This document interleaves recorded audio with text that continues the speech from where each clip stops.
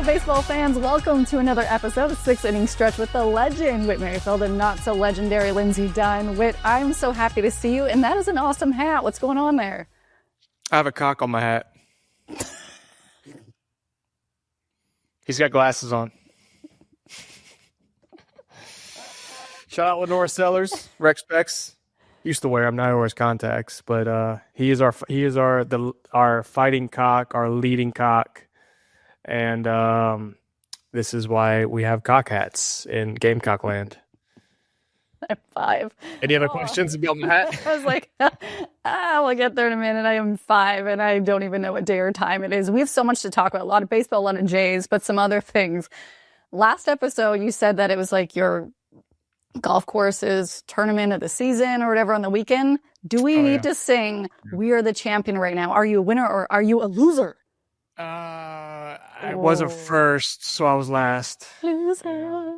Yeah. No, I'm just kidding. I played okay. I played all right. Just didn't make enough putts, and we have a lot of really good golfers at my course, and I need to be better to beat them. So that will be my sole focus for the next 362 days is to be better at golf. That's a good goal, and I feel like you can achieve it with that attitude. Yeah, with that attitude and the want to, I will be marginally better by this time next year. Anything is possible. I know. Oh, and then here in Toronto, I laugh because I've had the joy of running into people that listen or watch our podcast, and they're like, why are you covering movies and stuff? A lot of people don't know because they either just found out about me through our podcast that I also cover entertainment. It's like 50% of my life for the last 15 years. So it's the Toronto International Film Festival on red carpets. It is vicious TIFF. and not TIFF, thank you. It's like not glamorous at all. It seems like it, but it is some of the most catty people you'll ever meet on these red carpets that just, they won't talk to you because they're trying to like get the celebrity and make sure you don't. Whereas I'm just sitting there, I'm like, I'm eating Rice Krispie squares. I'm having a grand old time. But Whit, I know we talked about this in the first episode of your movie debut and parental guidance. Did you have to do a red carpet or did you go to the premiere for it? I never got invited to TIFF for it. I should have. Yeah, that's me. That's me right there. Everyone, listen, I know if you're listening, please go watch this right now. Oh, look at that swing. Yeah, I'll save you the $4.99 Oscar award worthy performance by you. Yeah, That's not me, but that's me. Yeah, so they through a friend of a friend, he has this company called Game Changing Films, and they hire athletes to come on these sports movies and make the sports movie look authentic. And so this was like 2011, maybe 12. So I was a minor leaguer, not making any money, and they asked me to do it. I was like, yeah, that'd be fun. We were there 8 hours, right? And so that swing, he throws a real pitch, and I'm supposed to swing and miss, but get as close to the ball as I can, make it look real. And the director says, hey, there's a $500,000 camera behind you and a $500,000 camera to your right. Don't hit the ball. So I was a little bit nervous about it, but we were there for 8 hours. We shot like a whole game. And I mean, we had lunch on set, we had breaks, we had all this stuff. So I'm thinking like, I'm about to be like a big part of this movie. You saw that was what it was. It was like a combined maybe 2.5 seconds of me on camera. And you don't see your face. You don't see my face, no. No, but there was times like we were shooting and they were like zooming in, like it was like close up, and I was like all serious and like had my acting mantra going on, and I was disappointed. I didn't get final say in the final cuts of what the scene was going to look like, and it would have been a lot more me if I had the final say. Yeah, don't they know that you were a theater minor or whatever that was? Like, come on now. Unbelievable. Yeah, disappointed, and I didn't even make the IMBD. Can you believe that? No, I know. Thankfully, when I was asking you about this movie, you immediately knew the times that you were in there because I would have missed it over and over again. And when you still told me, I'm like, I don't understand where you are. But because I tell a lot of people I'm in the movie, and I know exactly what part, because I've told a lot of people, like, hey, I'm a Renaissance man. I do a lot of things. What else? How many times have you made your daughter sit down and watch this? And be, look, Daddy's in a movie. No, not yet. She's too young to understand how cool I am. I got to save all those things for when she can really grasp it. And she's starting to go away from me. Oh, Kind of reel her back in and be like, listen, Daddy's cool. That's a movie. I'm in it. did you meet Billy Crystal? No, he wasn't even there. Oh, Yeah. it's such a interesting experience. What's sad is your experience on set is something so many actors have. They'll shoot these awesome scenes and they get cut and don't know until they go to the premiere with all their friends and family and they're like, oh, I wasn't even in it. Yeah. You can't tell them. But I will just say some people on the red carpet are nice. But when the All-Star Game, you would have experienced the press line at a red carpet, right? Like during what is that like on your side? Because for me, I just feel like we're vultures yelling at people. Yeah, I mean, for me, it was always it was a little different in Toronto because we had a little bit bigger following in Toronto. But the 2 times I went when I was in Kansas City, it's Kansas City's not the biggest market. It's not a tiny market, but it's not the biggest market. So really, you just kind of walking down with your wife and just kind of an uncomfortable wave at people that most people don't know who you are, and you look for like your people that from Kansas City and go to them like, all right, I know you. Ask me something because I feel really awkward just walking down here slowly, just killing time basically. But yeah, I mean, if I was a movie star, it'd be different. But I don't think the red carpet kind of for an all-star, unless you're like Aaron Judge or Shohei or Paul Skeens or somebody, it's probably a little different than movie star. But was the TIFF in Yorkville? Is it in Yorkville? It originally was like 50 years ago, but it's actually downtown on King Street. So do you remember where King Street is? We used to stay at the Four Seasons in Yorkville. So, shout out because that was a cool hotel. But that's where a lot of the celebrities would stay. We saw like Adam Sandler. We saw Arnold Schwarzenegger. Rode the elevator with Adam Sandler, and it was like all the movie. We're like, what the heck's going on? The first time we saw it, and then we heard about TIFF, and now I know the host of TIFF. So, full circle. It's a full circle. Yeah, I think I have way too much energy. Like I remember the one day you called me at 8 a.m. You're like, you need to bring it down right now. It's way too much energy. Most of the movies I've watched, because I'll go watch them at 8 a.m. before you interview them, because I don't want to look like a doofus. Even though you get like 2 seconds, you're like, oh, whatever you can. Most of the movies have been about death and grief. At 8 a.m. is not the way to start your morning. And I'm just like, every day, I'm like, this is the longest day of my life. What are we doing here? Isn't. No. It's wild. I saw you. I just got done watching Reacher. I saw you interview Reacher. He's a lot smaller in person than they make him look in the show. You're so funny. I felt like I was the tiniest little mouse. Or you're a lot bigger. Yeah, you're a lot bigger than people. Yeah. Yeah, unlike you. He looks like a monster in that show. He's massive. He is massive. And Alan's his name. This is how not cool I am. So many people, when I go to interview them, I don't know them besides the role I'm talking to him about, which is this movie called Motor City he's in. And yeah, it was just massive. I just felt like it was like 18 versions of me standing in front of me. And I felt like he like blocked the sun. No, he's huge. He's huge and really nice and was really funny. Because I understand when a lot of the actors walk the red carpet, they do not want to talk to people like me because there's people beside me that they just want to ask about their personal life, which in a way I'm bad at my job because I will never do that. And I get asked to ask them about it. I ask about whatever project they're in or whatever dumb thing they'll post on social media because it's fair game. But some of them are in such bad moods by the time they get to me or talk to me because the person beside will be like, hey, remember when you dated this person 10 years ago? How's life been? I'm like, who has the cojones to ask a stranger that? Hey, Blake Lively. So how's it going? I know Ryan Reynolds was on many red carpets. And I was like, and you're told like a publicist will come up to you and be like, only ask about the movie. Only ask about the movie. And they're like listening in. I have a reputation of not being a jerk face, so usually they don't care. But yeah, it's a wild ride. But anyways, you know what time it is? What time is it? It's early. That's what time it is. It's time for extra innings. So we're just talking about TIFF, and there's a lot of celebrities in Toronto and big-time Toronto icons like Jose Bautista. Joey Bats was here.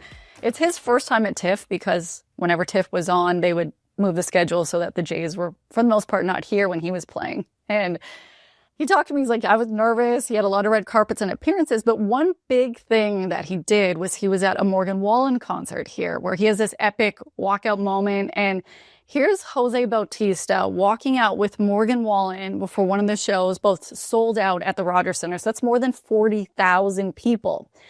And the video went viral because he has it.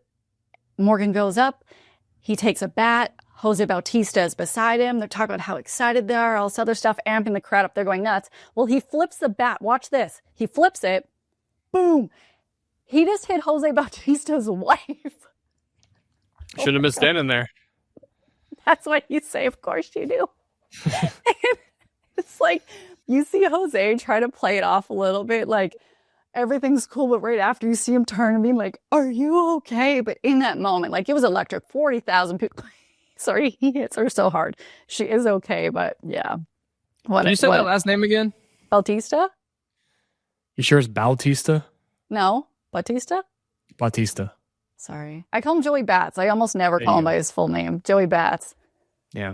Bautista is a very Canadian way to say it. What am I supposed to not say about your Merrifield? Merrifield. Yeah. I just learned that like 5 years ago, so that's my own name, but it's Merrifield. I'm really happy. I did not take my husband's last name, although it's not that difficult. I have 4 letters, and it's just Dunn. You cannot screw that up. So when people are like Dunn, I'm like, no. Like, you cannot mess it up. But something that was not messed up was the Gamecocks on the weekend. 2-0, baby. Yeah, it was an ugly 2-0. We played South Carolina State, who is a smaller school, like we talked about. We paid them a bunch of money to come get their brains beat in. They didn't get their brains beat in. It was a very uncomfortably close game for a lot of the game, and so now I'm worried. I'm nervous about the future of the Gamecocks, but I'm always optimistic. Good chance to bounce back this weekend. I'll be in Columbia this weekend, so my energy and my presence will obviously elevate the game like it did in Atlanta. So I'm not worried about that, but I'm worried about the games I can't go to. And so yeah, it's it's a long season. You get better as the season goes on is what you hope for in the team. And under Shane Beamer, our coach, that's what we've done over the past couple of years. So I don't know. I'm just trying to talk myself into good thoughts. You're every sports fan right now because when the Jays did not like sweep the Yankees on the weekend, everyone's hair is on fire. They're like, oh my God, they're going to completely lose everything. But just one more thing about the Gamecocks. So we have a video on the screen right now for those listening. I want you to take me through how you felt like you helped the team in the performance and what is going on here before. Yeah, so we do South Carolina does a celebrity starter.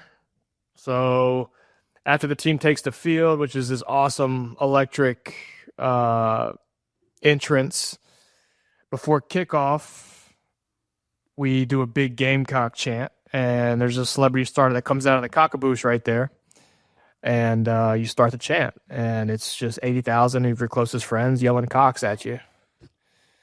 It's great.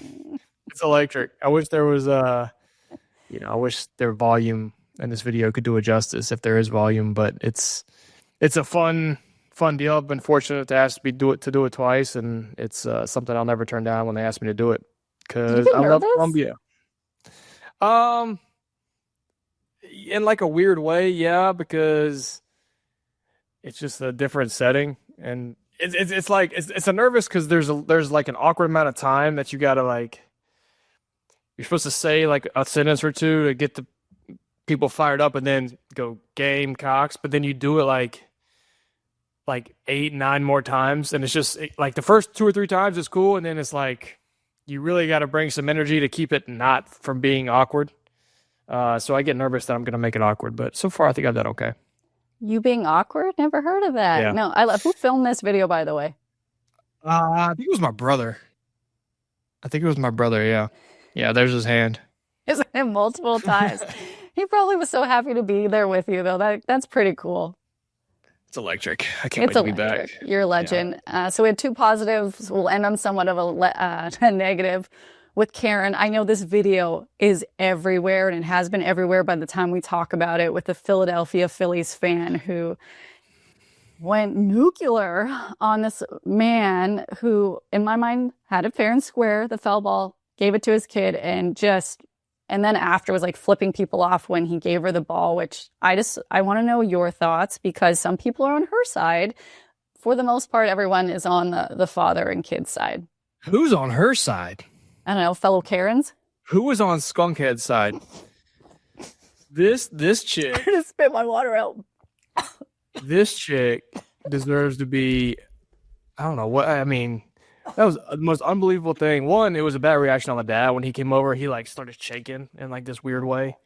That was a bad reaction. But it was a home run ball. It's in a seat that nobody's sitting in an aisle. He runs over and grabs it before Slabdick can grab it, and he got it fair and square. Sorry, you're too slow, lady. I know she probably wanted it for her softball league she's going to later, but she lost. And I was so upset they gave her this ball back. And she should be shunned on social media forever, and people should just find out who she is and just wear her out. Because this was horrible. If it's one thing, like, all right, if it's the guy, if it's the dad, whatever, like, you want to say, hey, I thought I had it first. But when the kid's over there and you're taking it from the kid, like, come on, lady, what are we doing? What are we doing? Unbelievable skunkhead. Yeah. Wow. Sorry. That kind of broke me for a second. I see foul balls hit where we sit at the Jays game. We're just kind of by the third baseline, and people run. If it's not in their hand, it's fair game. I don't care what age you are, and whoever gets it, they get it. But she then went after and was flipping people off and yelling at them. I was like, what in the world is wrong with you? She looks like the kind of person that would do that. I'm not mad at his reaction. I'm a stereotyper right now. I'm a stereotype. Yeah. He looks like that kind of person. I'm not super mad at the dad's reaction. I'm sure he's embarrassed about it, but we know women can be crazy. So when you have energy. My thing with it is like woman, man, whatever. Like once you get, I feel like once you're older than like 16, this thing shouldn't be as cool as it is when you're under 16. Like it's a ball, it's a foul ball. If a kid is near it, one, you should try to catch it to protect everybody around you because they're coming in hot, and anyone that a ball's coming, you should try to like get a hand on it to keep it from hitting somebody in the face. That's step one. And then if you get it, cool, like, hey, look, this is a ball, and is there a kid around me? Do I have a kid at home I can take it to? Like, you should always think about the kid because the kid thinks this is way cooler than you do, and I've always been like puzzled by the fascination with the foul ball from grown adults. But you know, we've talked about binder virgins and their foul ball virgins too. And yeah, I actually disagree with you. I disagree with you on this. I do get mad because there's like this whole group of people that they'll go to BP and like take every ball there and not share them with everyone, which I think is garbage. But I don't know if it's because I'm not a fan of kids, but I think at any age, like if this was her first game ever and she saved her life savings or whatever it may be, and I don't care what age, if it's their first game or whatever it may be, and they get that foul ball, they can be excited. You do not have to give it to a kid. It actually pisses me off when someone catches a foul ball and they're so excited. You never know if they have a kid at home or this is their first game or whatever it is. And they're like, give it to a kid, and they pressure them. I'm like, screw you. They got the ball fair and square. The parents of that kid can go to the gift shop then and buy a ball there. If they didn't catch it, but if they caught it, I'm just saying, whoever gets it, it does not have to go to a kid. And I know we do not agree on this. Kids don't deserve everything. They have way more life left than the adult that caught it. I hope you come back next week with a skunk haircut. I will. Let's just. There's like I saw like they have from like Halloween costumes made about that lady already. So you should do that for Halloween. But I get it though. Like, if you caught it, okay, but she didn't catch it. No, she was so wrong, and it's not even funny. And she was too slow because her big bulky square thick glasses she had to probably adjust so she could see. Actually, they're probably not even like prescription glasses. She's probably wearing them because she thinks she looks cool with that skunk haircut. I'm really mad at this lady, if you can tell. Yeah, I knew it would get you going, and I'm such a jerk. Yeah, no. Look, okay, yeah, I'm with you. If you catch it, if you catch it, fine. But she didn't catch it, and so she's in the wrong. She's definitely in the wrong here. And the dad, I'm a little upset with him too. He handled that really poorly at the time. But yeah. Yeah, That's all I got on Gallagher. I'm curious though, because like I mentioned, where we sit, we look down, you can see like the foul ball has even come into the media section, and I'm just like, I feel like that player was intentionally trying to kill one of the media writers by hitting it that far out of the way. But I've seen people fight over foul balls. I've seen people flash each other, butts, boobs, whatever it may be. What are some of the craziest things you've seen in the stands, especially when you were playing in the outfield, not paying attention to the game? We've definitely had some flashes of whenever there's a fight that breaks out. There was no way I was paying attention to the game. I was trying to watch the fight and even egg them on. There was one time in where were we? Was it Minnesota? It might have been Minnesota because the outfield is really like you feel like you're right on top of you playing left field, and someone got in a fight. And they were like, it was kind of like calming down. And I started chirping at him. Like, no, you want to hit him? Hit him. He said it. Hit him. And the game was going on behind me. And I was just trying to escalate the fight. So, yeah, that was not my finest moment as an outfielder. I've had a lot of moments that have not defined me as a defender.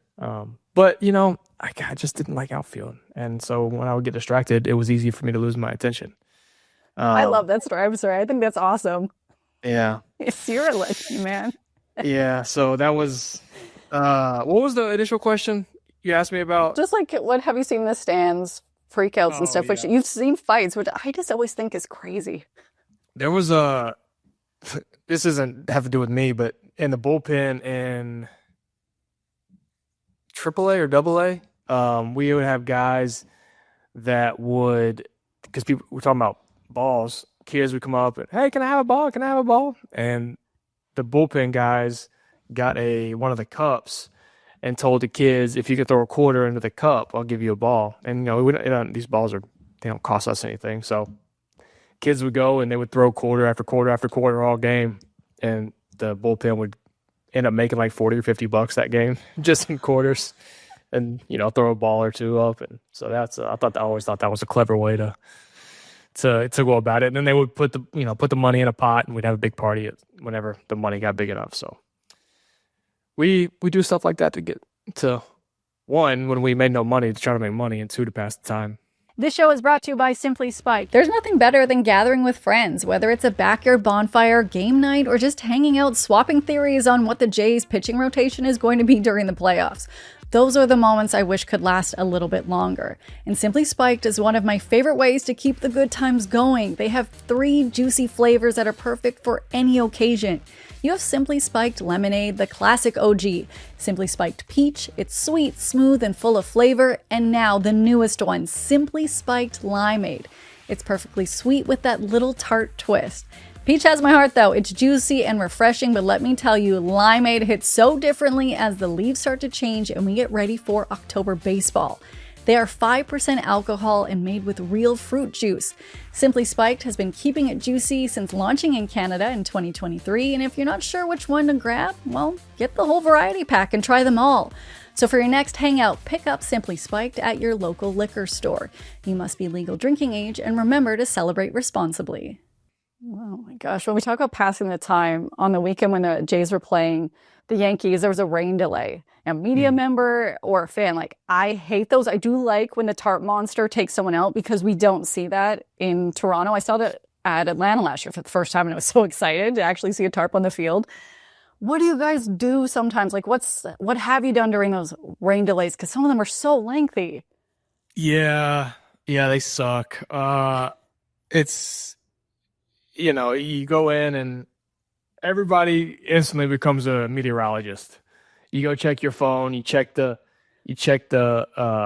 radar and see, is it building, which way is it moving, is it going to break up? I know so much about weather now from being a baseball player. It's crazy because it's funny. It shifted. Like in the minor leagues, you used to cheer for the storm to hit you, because if you got rained out, you would have a 7-inning doubleheader the next day, and if it was the last day of a series, that'd be it. You wouldn't have to make it up. So we would all cheer for a rain out and cheer like, "Oh, it's coming. It's gonna rain at 7. We're not gonna play today." Always feel like we would end up playing. It would break up. But now and then you get to the big leagues and you want to play because you don't want to have to make play a 9-inning doubleheader, or worst case scenario, come back on an off day and make up that game and lose an off day. So you're always cheering to get the game in, which was I loved about Toronto, was that when you play at home, you know you're going to play, like no matter what, which was a great feeling. But yeah, you come in, check the radar, kind of get a feel for what the time frame would look like. Kind of chirp at the manager every 15 minutes. Hey, what we got? What's the deal? What's going on? What are they saying? I'm sure he got annoyed about that. And then you just kind of sit around and play cards, eat, watch a game, TV's on, watch a game, whatever it is. It's annoying. It's boring. You don't do anything. And then it's like all of a sudden you've been sitting there playing cards for an hour and a half and your feet been kicked up, had a burger and whatever. And then it's like, all right, 20 minutes we're back on in 20 minutes. Then you got to like scramble to kind of get back into game mode and put your cleats on and kind of focus on, all right, I actually got to go play a game here in 20 minutes. Like, let me get kind of back in the right mindset. So, rain delays, I always said I was the worst rain delay player.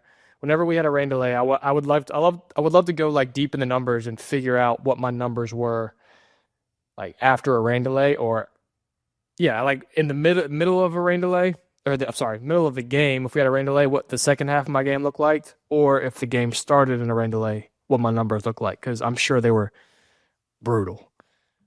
But dear internet, people listening, can you please figure that out and put that in the comments for Whit? It's not going to be good. I'm going to tell you, and I would love to know what that is. Since you know so much about weather, I know at a lot of the stations I've worked at throughout the years, they will have a celebrity come in and be the weather presenter. Have you done this? And I guess maybe when you're back in Toronto. Yes, exactly. Can we get, what's the forecast where you are today? Pressure system coming in from the east, and if you see from the north, there's a high pressure system, makes clouds, rain, lightning. No, I've never done that, but I would love to, because I would be really good at it. Yeah, when you're back Renaissance in Toronto. man. I told you, Renaissance man. I know a good friend of mine that wanted to be, when we were young, on my travel ball team. He was our like shortstop pitcher, like kind of like our stud. He wanted to be a weatherman when he grew up, which I always found interesting. He was the only person that I had ever heard of that wanted to be a weatherman as a young kid. And he ends up is not a weatherman. He works for Starbucks in like the corporate office, but just a little. I don't know why I felt like I needed to share that. But when you said it, I'm like, I don't think I've ever met anyone that said when they were young, I want to be a weather person. Yeah, weatherman. That's good for them. Yeah. Shout out to all the weathermen out there. You have the best job in the world. You're wrong all the time. Yep. But hey, there's a 60% chance it's gonna be sunny, but there's a 40% chance it could rain. So whatever happens, I was kind of right.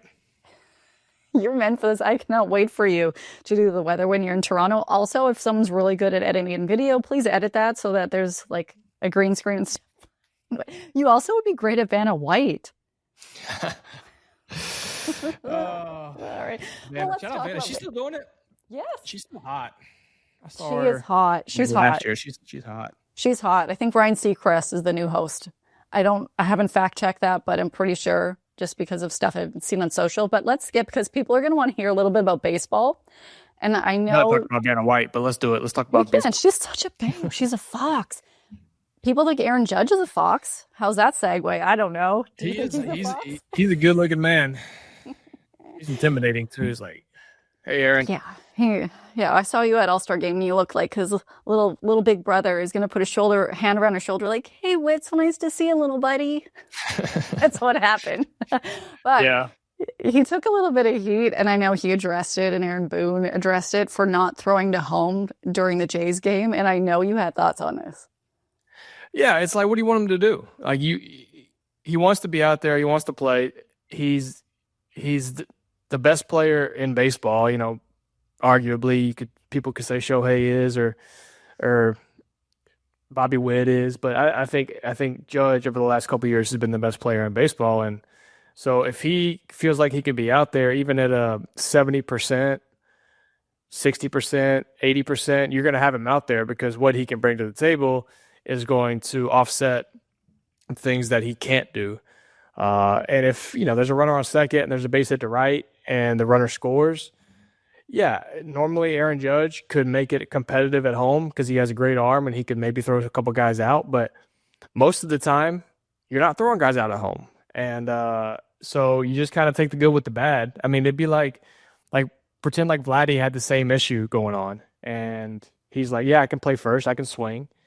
It's okay. We want you to play first. If there's a runner on first and there's a slow roller and Ernie fields it, throws it to first, and the guy on first around second goes to third, and Vladdy can't throw it to third, okay, you just kind of like deal with that because you got Vladdy in the lineup and you hope he can come up and deliver a big hit or hit a homer and make up for, something that might go wrong defensively. So it's kind of a double-edged sword. It's like, if something like that happens, he's going to take heat for it. But if he has a big homer, hits a walk-off homer, a big homer late in the game, it's like, oh, yeah, he's playing through an injury. What a tough guy. And that's what he is, and that's what he's doing. It's just if you're not, I hate it because you don't have to be 100% to be in there. And I feel like that's the kind of the nature of our game now is everyone feels like they have to be 100%. I feel like if you feel like you can play, you should go play, and that's what he's doing. So I commend him for that.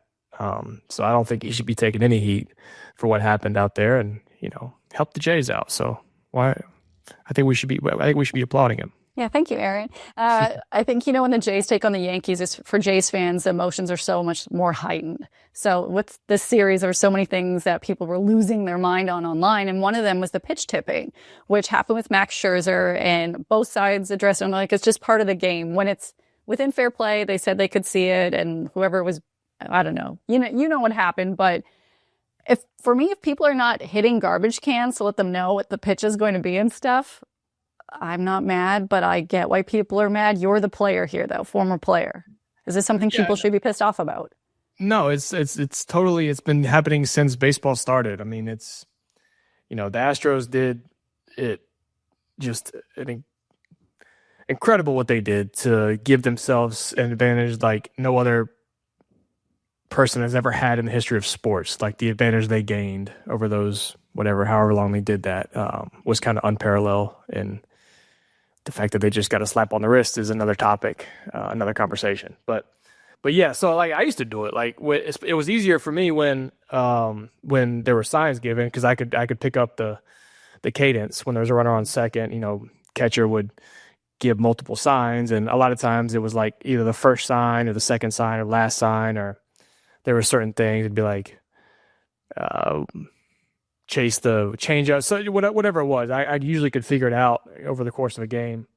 And so my thing was I'd get to second, and if I could get the sign, great, or if I could see in the glove, great. And what I would do is I would sit there, and when I would get it, if I moved anything on my left side of my body, whether it was a step with my left foot or with my hand, the left side of my body was off speed and the right side of my body was fastball or hard, like a cutter or sinker or whatever it is. So that was how I would do it. And, like Schneider said in his post game, the way to stop it is to be better about either hiding it or doing something about it. And I'll never forget, there was a pitcher with Minnesota. I think his name was Blake Parker. I think that was his name, but he had a split finger. That was kind of his out pitch. And you could see in his grip clear as day. And so I would give the hitter, anytime a split was coming, I would tell him a split was coming. And there was one time, I think he finally caught on to what I was doing. So there was one time where he came set, he had a split grip, and he just looked at me. And I saw the split, so I gave the sign to the hitter, and then he changed it. Right after I moved, he changed it and threw a fastball.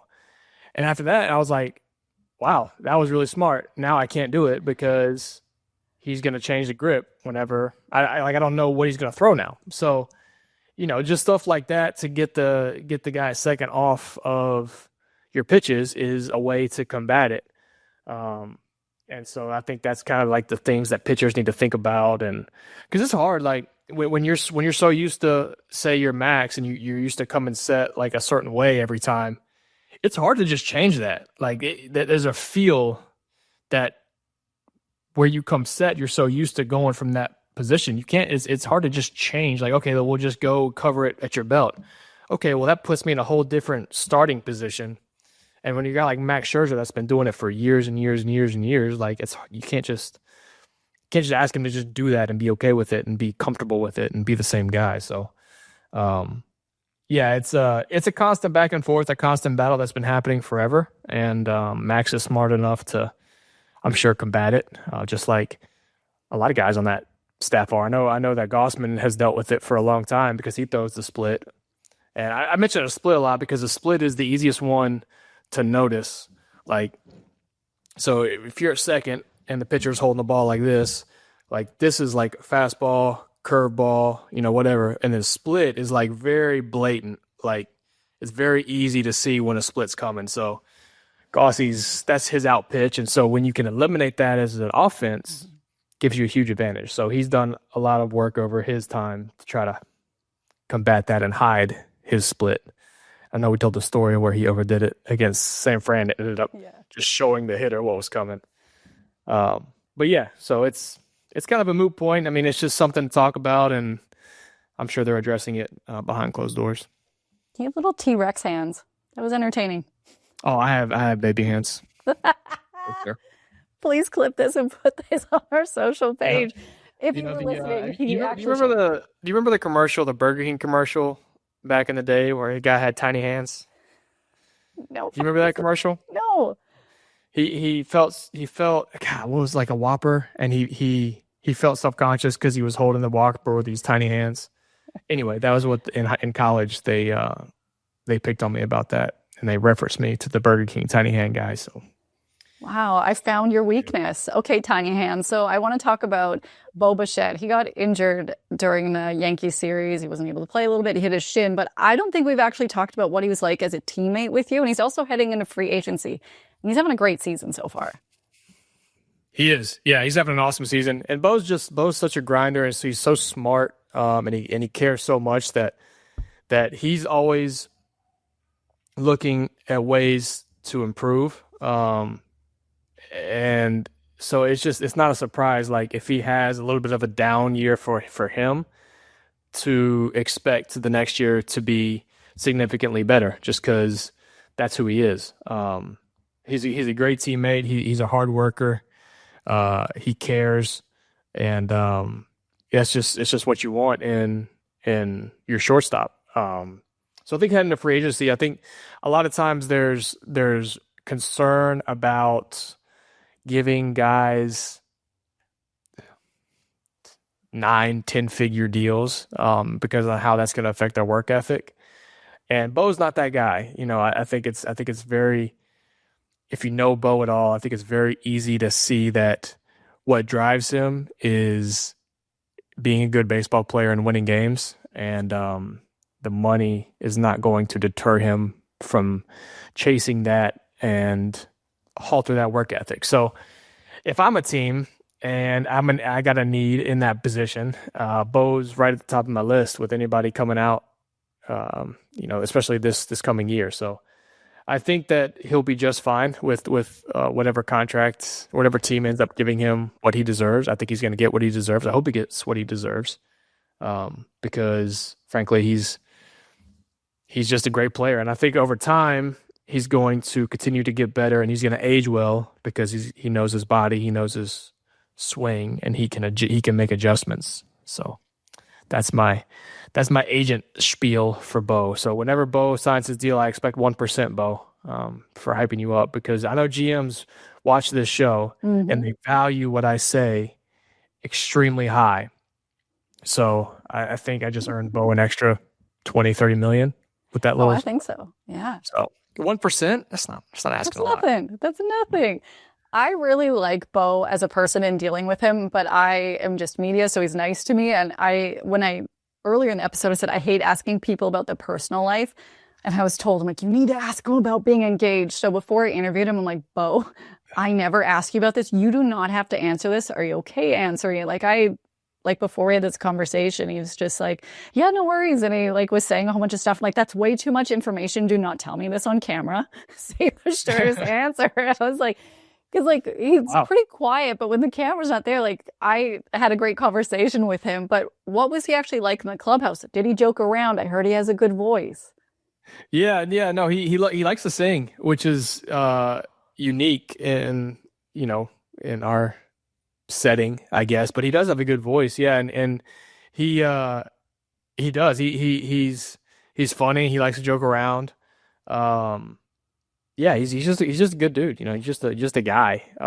What I loved about the Blue Jays clubhouse, which was still to this day, well, I guess I'm not playing anymore, so there's not going to be any more days. But of all my time playing, that was the most like old school clubhouse, which I love because I know it was because you had all these guys whose dads played in the big leagues. You had Varsho, you had Bo, you had Vladdy, you had Cavan, and then my dad, who was in the big leaguer but played pro ball for 6 years. And so it was like that. What we were taught was when the game's over, you sit around and hang out with your teammates and talk about the game and have a beer and that's what we did. And we were very much in the age now of game's over, shower, home.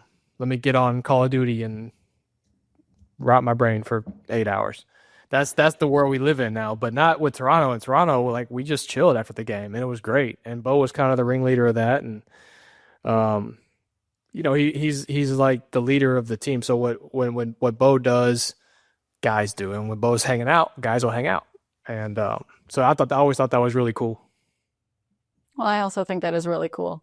Yay, go old school. But yeah, we would sit there and we were like, that blonde chick just came in and asked the stupidest question again. What did she ask? Did she ask you, why did you swing at that pitch? Yeah.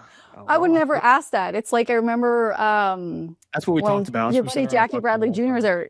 I would ask him about animal facts, so I would not ask about the game. So if it was a stupid question, it'd be like, did she seriously just ask you to tell her another animal fact? That's what would happen. At least get your facts straight. Wait, when you're trying to insult me, come at me, bro.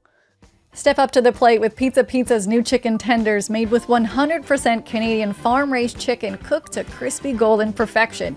Dip them, sauce them, or knock it out of the park with their mix and match special. Get this, it's a large 2-topping pizza, 4 chicken tenders, and dip for just $19.99. Or grab your own snack box with fries and dip. It's a home run any way you play it. And don't miss their bold new dips, including sweet and spicy Bang Bang and mango pineapple chili crisp. Hey, it's hotter than you expect, but delicious. So swing by Pizza Pizza today or order on the app or at pizzapizza.ca. Pizza Pizza, because everyone deserves pizza.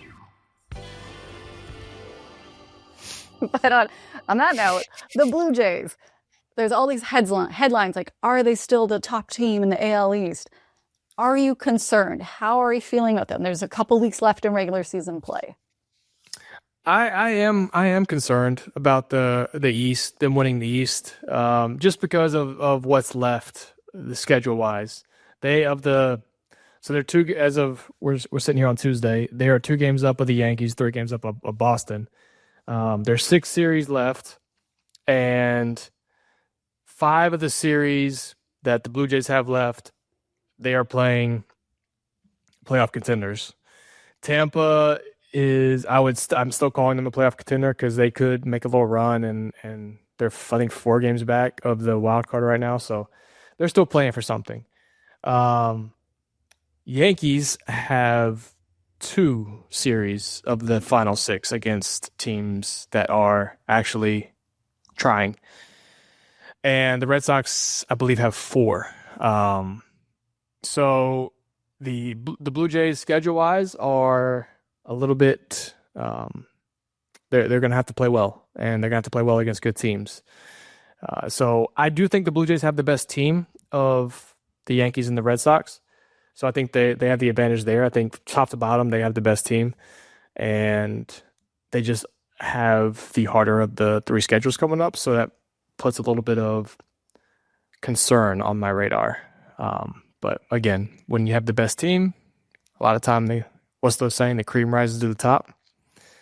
So we'll see if they can do it. And really, I mean, they're in such a good position for the playoffs in general.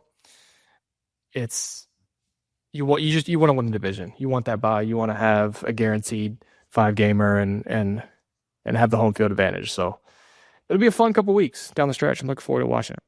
I'm not. You just stressed me out. Like, I just would like it to be easy because it hasn't been for like a decade to watch it and cover it. But I'm not joking.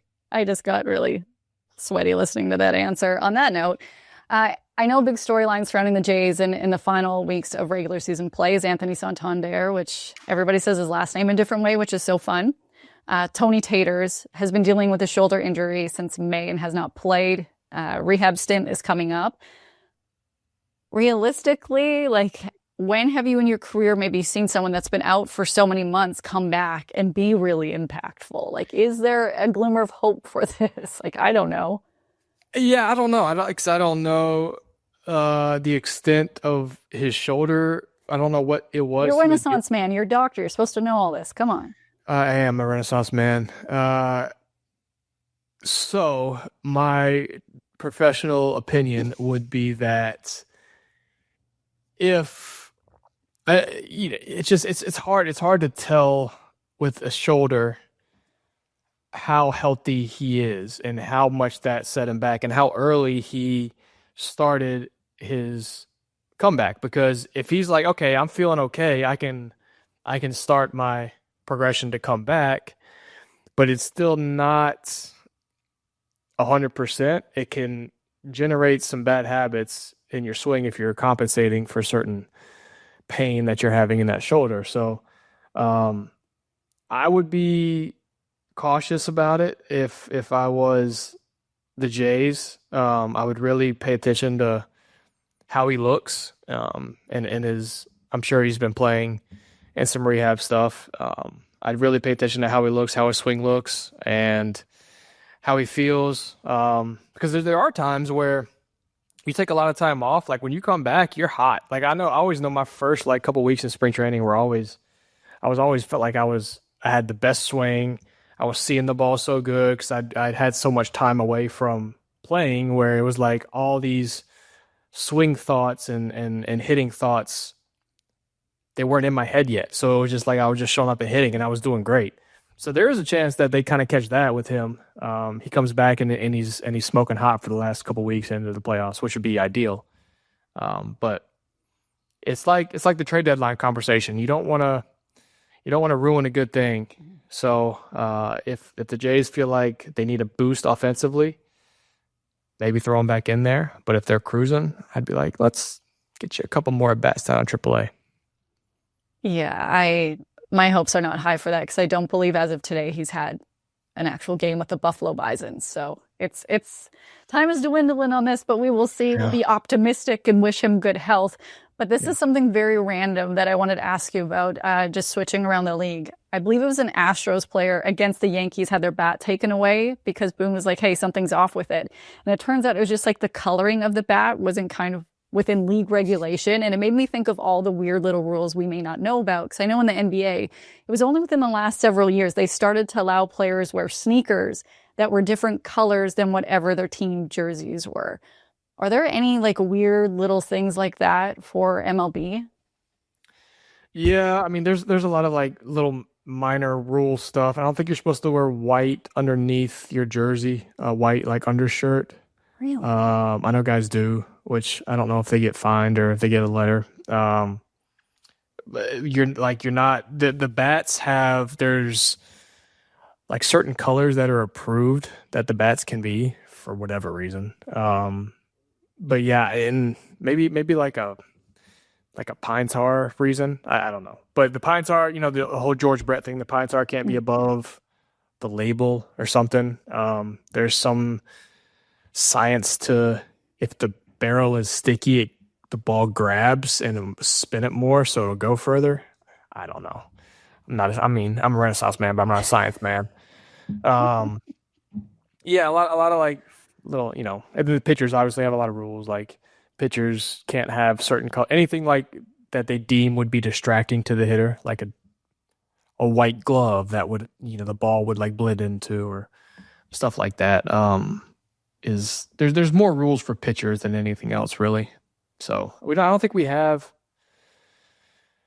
a cleat rule, because I know Bryce wears like green and like all sorts of weird stuff. Or like different colors for the jerseys. So I don't know if we have a particular cleat rule like the NBA does or did, but the jewelry, the change, the bling always to me is so surprising. Like, how that does not seem safe. I didn't see you with big bling all the time, though, which wasn't in your style. I don't know how people play with like all the big, thick, multiple chains on. Because one, I feel like it would like hit you in the mouth if you were running, and it would like crack a tooth or like just hurt. And two, if you dive, I know there was a time with Hosmer when I was in Kansas City, and then even I think with McCutcheon, we were playing against them, where we had to stop the game because they had a diamond necklace on, and then the chain busted, and we had to find the diamonds in the dirt during the game. What? Yeah, because it was like a $80,000 necklace or something like that. So yeah, it has never made sense to me. It seems uncomfortable. It seems dangerous. And it seems like you could break a very expensive thing that's on your body. So I rocked something very light forever. And yeah, that's not my thing. When you are the weather presenter for a local news station, I would love for you to wear a bling chain. Just go exact opposite day. We'll make it happen. Someone will send you it. There's no like risk of harm. So go in the weather. I just never understood that. You like aggressive and I knock it into myself, but that's about it. I've never understood that, because when they're running, like, that looks uncomfortable when you dive or hit somebody. You're going to hurt yourself. So, and also, yes, the whole money factor. I love that you had to go down and try to find all the diamonds. It's just, I don't understand. But when we talk about some things that are ridiculous in scenarios, I had a couple NHL players with me pre-game the other day, the Jays game. It's the Tanev brothers, Chris and Brandon Tanev. One plays for Utah, the other plays for the Leafs. And it was just fun. We're having some fun. Somebody said that Chris looks like Gosman, and Gosman was being really polite because Chris has no teeth. He's had them all knocked out from hockey. And we're just talking about different sports and stuff. And Chris asked me, he's like, how early are they here? Because when the game's at 7:07, I'm usually there at 3, so the guy showed up around 4. For hockey players, they usually have a morning skate when a game's at like 7, at 10 a.m., 9 a.m., whatever it may be. How early do you actually get there, and what is your date, or what was the day-to-day? Because I don't think a lot of people know this. I thought it was adorable that he asked me that, because he had no idea. And he's like, do they do this every day, like the batting practice and all that other stuff? Yeah, I mean, it was a little different for home games, away games, night games, day games. But like, let's say like a home 7:00 game, I would get there about 1, depending on. So I would always work out the first game of every series. So if I had to work out, I would get there maybe like 12:30. Grab a quick bite, change, go work out, come back, do a little video for the pitcher we're facing that night. And then go to the training room, get worked on, whatever, some maintenance, or if I had something going on, get that addressed, go eat again. And then go back, kind of relax for a second, get ready to go to the cage, kind of get loose for the day, get your swings in. And if you're working on something, work on something. And that depended on where I was at and with my swing and the year. Some days would be a 15-minute, just take some flips, hit off the tee, get your body going for BP. Some days it would be an hour because you're trying to work on something, you're trying to get a feel back, or you're trying to work on hitting the sliders or whatever it is. So that depended on the day. But then you come back, play cards, whatever it was, wait till BP. When you're at home, the home team's BP is first. So our BP would be a little bit earlier if we were at home. Go out there, get your arm loose, and then, do your defense, take BP, come in, shower, eat again. Kind of, as we have about an hour then before you need to start getting ready for the game. So just play cards again, or, just hang out. And then so if it was at 7, usually would go outside like for the pregame stretch around like 6:45. So about 6:15, 6 o'clock maybe, I would go in the training room and kind of get that final like activated stretch, and then throw my jersey on and head out there and get loose and go play the game. So that was kind of the home schedule, or the night home schedule. The day game, if it's like a 1 o'clock game at home, rolling about 9:30. Kind of the same rigmarole, except for we don't take BP for a day game. We don't go outside. So you just kind of take out that middle. So that's a big chunk that is erased. So there's probably 2 hours there that you can subtract from that. So same type thing. Come in, eat, training room, cage, come back, shower, eat, pregame. Instead of taking VP, we'd go out to the cage like 45 minutes before the game to get the last couple swings in, and then go play. So that was day to day, and I did it thousands of times, and I don't have to do it again. So, yeah. And it was nice. People were saying after how they're really happy to hear that you're happy in your retirement. Some people don't adjust to it well. When I asked you, you're like, yeah, no, I'm great. It's like, oh, you're living a dream. I love playing. I really did. Like I loved playing, and I'll miss competing in that sense on that stage. I'll never be able to compete on that stage again, unless my golf game gets to where I think it can get to, and then I might get to that stage in a different sport. No, but I'll miss doing that. But like just the grind of it all, the mental grind, the physical grind, the emotional grind, the emotional toll it takes on you. It was not an easy game for me. It took all of my energy and all of my focus to be good at it. And I feel like I squeezed every single ounce of success out of my body that I could. And when it was time to be done, I didn't want to just go out there and chase a paycheck to be a brutal baseball player. So now I'm talking to you. Best time ever. Yeah. He smiled. He didn't yell at me. Batters up and the buds are stepping up to the plate. Budweiser is reminding all buds to make time for baseball this summer. We're in the heart of the season, and nothing beats those moments with your closest buds, savoring the summer weather, cheering on your Toronto Blue Jays, and cracking open an ice-cold Bud. Think about it. Stadium snacks, your best friends, and Jays baseball. What do they all have in common? They all pair perfectly with a crisp Budweiser. That's just what buds do. And here's the best part. Budweiser is the official partner of your Toronto Blue Jays. Baseball just tastes better with your buds, and now it even looks better too. Right now, you can grab a limited edition Toronto Blue Jays Budweiser can at your local LCBO. They're the ultimate collector's item.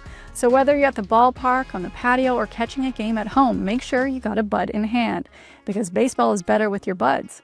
You must be legal drinking age, and remember to enjoy responsibly. But the best time ever, because it is now time for Fans on Deck.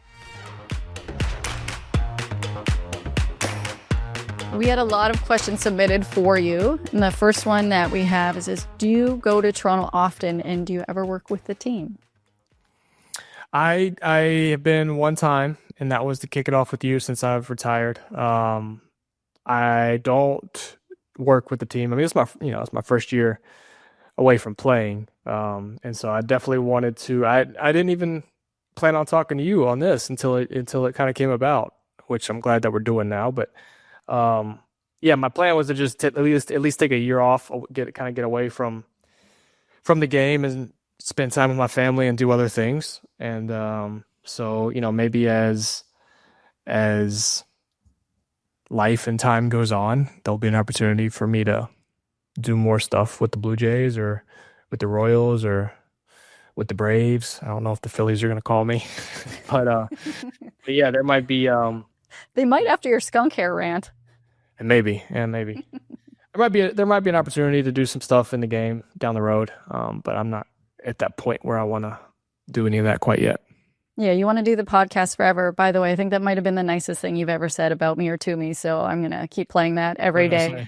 I don't You even know what to said, say. you're like glad to be doing this. Leave it. Don't ruin the I moment won't. with, Yeah, because yeah, people you're right. did say, they're like, a couple of questions were like, we love the podcast. How long are you going to do it for? I'm like, forever. It's going to be forever. That's going to answer that question for you. So the next question, they've heard that some people or some players rather, are advocating for Mondays off. What are your thoughts on this? That sounds great.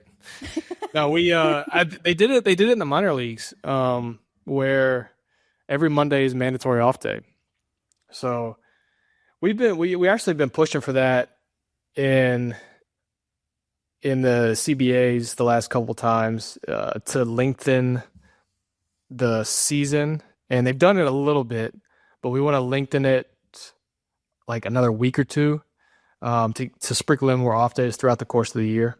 Just because look, it's impossible to describe how grueling of a schedule it is and how much it takes out of you. And not in like a woe is me type of way, but like when you are an athlete and you're paid to perform at the highest level, and there's so much riding on every game, with your team, with your city, with your organization, like you want to be at your best every game. And we feel like if you want us at our best, we need a little bit more days away sprinkled in so that mentally and physically we can be sharp come this time every year. And I know that this time, I shouldn't say this time, I should say a little more like August and July, because this time you start seeing the finish line, you start seeing, it's like the playoff push. So you got some adrenaline back, and games, and the weather's cooled down, games get more important. So there's more of an excitement every game. But we could really use those extra off days in July and August when it's the dog days of summer, as they call it. Yeah, the Jays had Monday off, and I thought they had a game, so I was making my way to the Rogers Center and was like, nope, they have the Monday off. So I actually love that question. Thank you for submitting it. What are some of the best nicknames in baseball? The Big Dumper. I really love the Big Dumper. What a great nickname. The Big Dumper is by far my favorite. We should just leave it at that one because it's so good. Every time I hear it, I can't help but laugh. This next question, I feel like your answer is no, but maybe you'll surprise me. Do players like the fan meet and greet areas, and should there be one at the Rogers Center?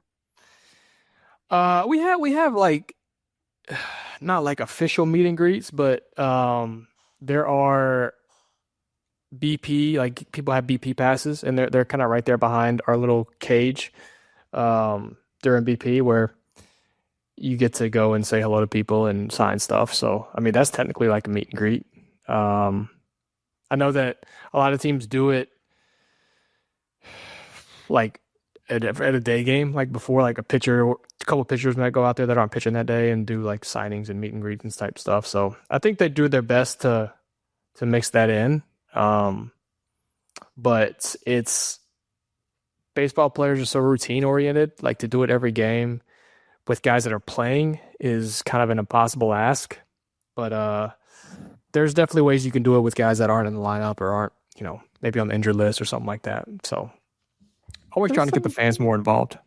Who's one of the more famous people that you've seen, like in those little meet and greet areas or behind BP that you weren't expecting? Were you ever looking over and you're like, oh, hey, that's so-and-so?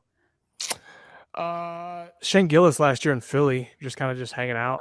Like, I was like, hey, I know you. Great comedian. Hey, show. I don't like tires. Let's see. In Kansas City, there's actually kind of a lot of famous people from Kansas City. So like Paul Rudd, Eric Stonestreet, Rob Riggle, Jason Sudeikis, David Keckner. Like those guys would just kind of be around, which was cool. Especially we had a big, they do a big charity auction every year, and so during that weekend they're always around, which is kind of cool because the Big Sick or something like that. Big Slick, yeah, because they're a bunch of fanboys. It's great. So it's kind of cool because we're fanboying and they're fanboying back. It's kind of a cool dynamic. Do you have Paul Rudd's number? I don't have his number. No, I have Eric Stonestreet's number. Get on the podcast. I talked to Eric a decent amount. Hope to see him in Kansas City this weekend. So what? I'm going. Today's Tuesday or Thursday. I'm going down to Kansas City for Travis Kelce and Patrick Mahomes are opening up a restaurant, and they invited me to their like pre-opening like tryout, I guess, premiere type thing. So I'm excited. Yeah. Yeah. And elite group of people asked. You're one of them. Yeah, I know Eric's going. I don't know, because you have to like book a time or like you RSVP for like a certain time slot. I thought it was going to be more of like a big group setting, but I think it's very much more of an individualized like menu tasting type thing. So that'll be fun. Take influencer photos so that we can show it on the podcast and talk about it. I'm such a good influencer. I know you. I hate posting on social media, and during this time of year, I have to post. It's within my contract, and I just feel like such a jerk. But anyways, get one of them on the podcast, Whit. You can do this. Last question. Yeah. Oh, yes. How many rounds of golf do you play in a calendar year? Wow. There's actually my handicap app should tell me. I don't know if it keeps it like up to date or if it says at the year end how many rounds I played. Let me look real quick. I would guess that in a calendar year anticipation during baseball, I would play 80 rounds. What? 80 rounds. That'd be my guess. Yeah, let's see. There's got to be a way because it tells you scores posted in 2025. I played 55 rounds in 2025. Wow. So that's about right. Yeah, because I got months left. Oh man, I'm jealous and fascinated and excited for you. And at this amount of golf that you're playing, you will be marginally better for next year. Marginally better. Let's talk about that golf shirt you got on. Oh, Cypress. Cypress Point Club. It is the Augusta National of the West. It is the elite of the elite out in the Pebble Beach area in Monterey, California. It is the private golf course right up the road from Pebble Beach. And they just played the Walker Cup there this past weekend. It is the number one course in the world, time and time again, for lots of reasons. It is the most beautiful piece of property you'll ever see. It's a great golf course. There's like a hush to it. It's even so cool that there's a plaque as you walk off the 16th green onto the 17th tee that says, take a minute, stop, look around, appreciate where you are, because not many people get to be where you are. And when you have that on your course, you're a pretty cool course. It is my number one golf course that I've ever played, and I'm not sure it'll ever get topped. I hope to play Augusta, and I hope that it rivals it. But I'm a sucker for scenery, and you just don't get better scenery than at Cypress. And so Cypress Point is what we're rocking today. Shout out to America for winning the Walker Cup, by the way. No. Go USA. I'm not shouting that out. You almost. I know. I was like, oh, too soon. This was such a fun episode. I am so stressed going into this week now of Blue Jays baseball, thanks to you. But you know what? We appreciate it. And what I want from people right now is please go rate Whit's acting skills on our YouTube page that once again wasn't hacked. We are at 3 weeks in a row. What else could we ask for? Come get us. Come and get us. Make sure to like, subscribe. Password is changed now. Thank you for joining us for another edition of 6 Inning Stretch. Thanks for watching this video. If you want more interviews, analysis, or Blue Jays news from the 6 Inning Stretch, make sure to hit the subscribe button below or watch more of our content over here.